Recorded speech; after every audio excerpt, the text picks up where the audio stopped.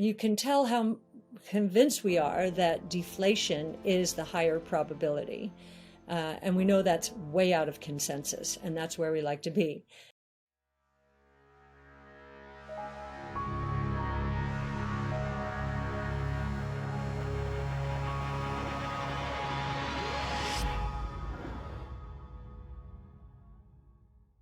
On fiscal policy, it does look like a bipartisan package for the infrastructure bill is brewing here, which is good news.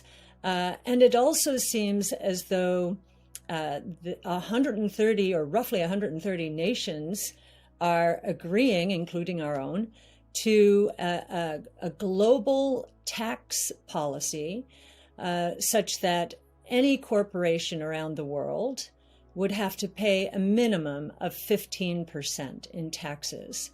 Now, I'm sure we don't know all of the ramifications, and I do know that Ireland and Hungary are holding back, and so it's not done until it's done. But I do believe that it is taking the subject of taxes a little bit away from what we thought was going to be a jump in the corporate tax rate to 28% from 21.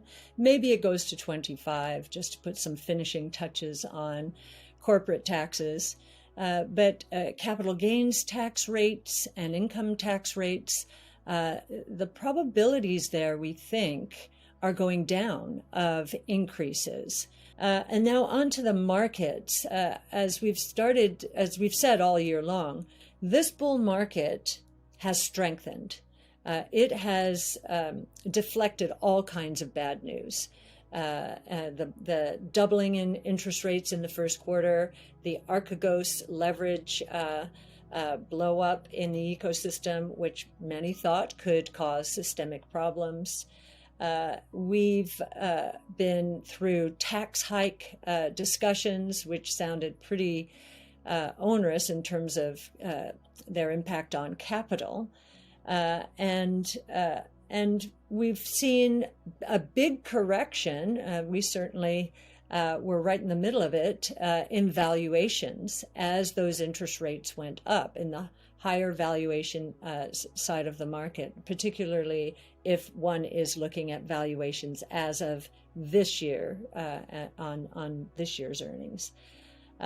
So we're very happy at the way the market has performed. It's up double digits, and we've seen now a shift, a rotation back from value as some of these prices have started to unwind, the commodity prices in particular, towards growth.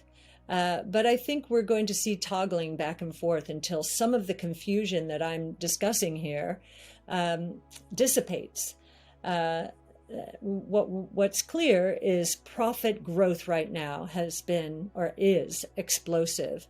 I think for the second quarter, at an annual rate, the S&P is annualizing earnings at $220. So that's roughly 20 times, really effectively trailing earnings. And if we think earnings are going up, and we do, then the multiple looking forward is moving down into the mid to upper teens. That is good valuation support. And then the cyclical deflation.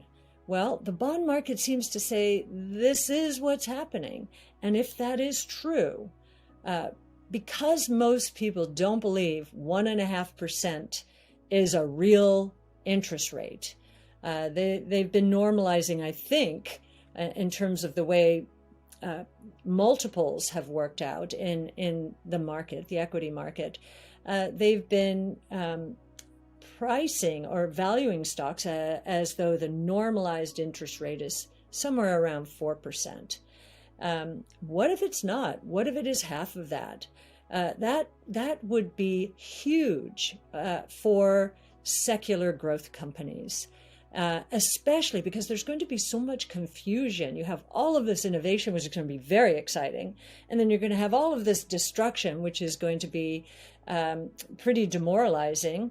It's going to be so important to get on the right side of change. And then finally, I just want to, on the crypto side, address a question that we've been getting quite frequently. You can tell how convinced we are that deflation is the higher probability. And we know that's way out of consensus, and that's where we like to be. But many wonder how we could be positive at all about Bitcoin if we're not worried about inflation. Well, I think 08, 09 is a very good reason why. Why did 08, 09 almost melt the financial world down? It did so because of counterparty risk. And what we've just seen in the crypto market is really interesting. It's been cut in half, 2 trillion to 1 trillion, the ecosystem, in the last few months, just cut in half. Can you imagine what would happen if our equity prices, bond prices were cut in half in the span of a few months with all the leverage out there? I think we'd be in a counterparty risk problem again, a big mess. Maybe not as big of a mess as we were in 08, 09, because there have been some changes. But I do not believe that our financial world would withstand a 50% drop as easily as the DeFi world has. DeFi, while a lot of people who were leveraged 100 times elsewhere in the world were wiped out. I think, I'm going to get this number wrong, it was either 86,000 or 860,000 accounts wiped out. DeFi didn't skip a beat.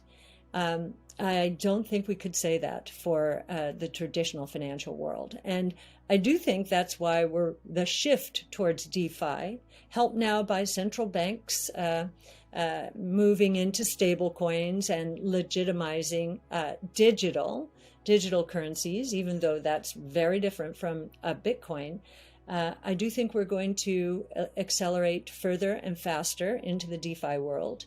And that too is very exciting. If Bitcoin's price on a trend basis, remember, we're still a triple since last September. We may have been cut in half, but we were still a triple since last. And if the price continues to move up, what does that mean? That means increased purchasing power, which is what deflation is.